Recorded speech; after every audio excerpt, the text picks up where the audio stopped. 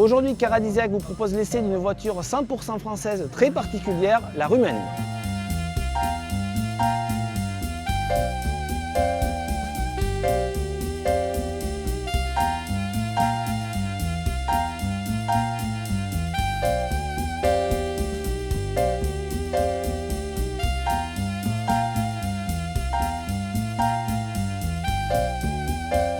Donc découverte de la Rumène, une voiture fabriquée près de Paris. Cette voiture est très particulière, comme vous allez le voir, et c'est une voiture qui est destinée aux femmes. Donc aujourd'hui, je suis en compagnie de Marina. Marina, bonjour. Bonjour. Donc on a roulé un petit peu ensemble dans les rues de Paris avec la Rumène. Qu'en penses-tu? Comment tu trouves son look? Déjà elle est très belle, elle est amusante, design, je trouve qu'elle fait vraiment très à l'italienne, donc elle est agréable. C'est un véhicule destiné aux femmes. Est-ce que tu serais tentée? Est-ce que ça te plairait d'avoir ce type de véhicule? Tout à fait, alors là ce serait le rêve, en plus la décapotée c'est très agréable je pense, et par contre c'est vrai qu'au niveau de la conduite, à voir. Comme vous le disait Marina, la Rumène est une voiture coupée mais aussi un cabriolet. La preuve en image, regardez ici, nous avons enlevé le toit. Petite particularité de la Rumène, venez voir, c'est son coffre. Et ne cherchez pas le moteur ni à l'avant ni à l'arrière, puisque regardez, le moteur il se trouve là.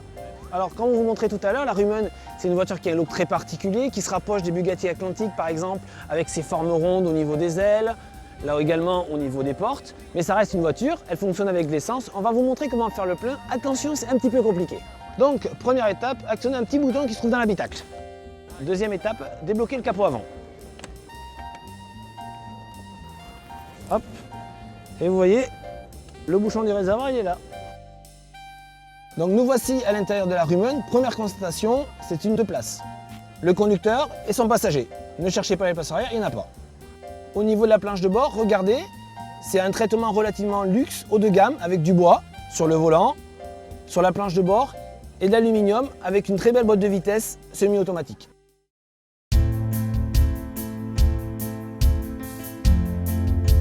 Ce petit moteur est un moteur d'origine Toyota, que l'on retrouve sur les C1, 107 et Aygo. Il est livré avec 3 puissances, 68 chevaux sur le modèle de base, 85 chevaux, également un moteur 115 chevaux, qui est pour la version un petit peu sportive, des moteurs qu'on trouve également sur la Yaris.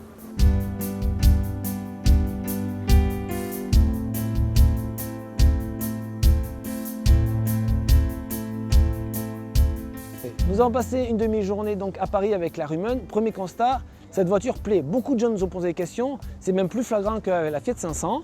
Cette voiture est belle, elle est originale. On ne l'a pas vraiment testée sur route, mais c'est vraiment une voiture citadine, une voiture un petit peu particulière. Donc Marina, tu étais là durant cet essai, tu as vu cette voiture, tu l'as conduite. T'en penses quoi? Qu'est-ce que tu as aimé? Principalement le design, c'est-à-dire qu'elle est vraiment ludique, amusante, et en effet elle attire beaucoup les regards. Est-ce que tu as des petits défauts, tu as noté des petites choses qui t'ont pas plu?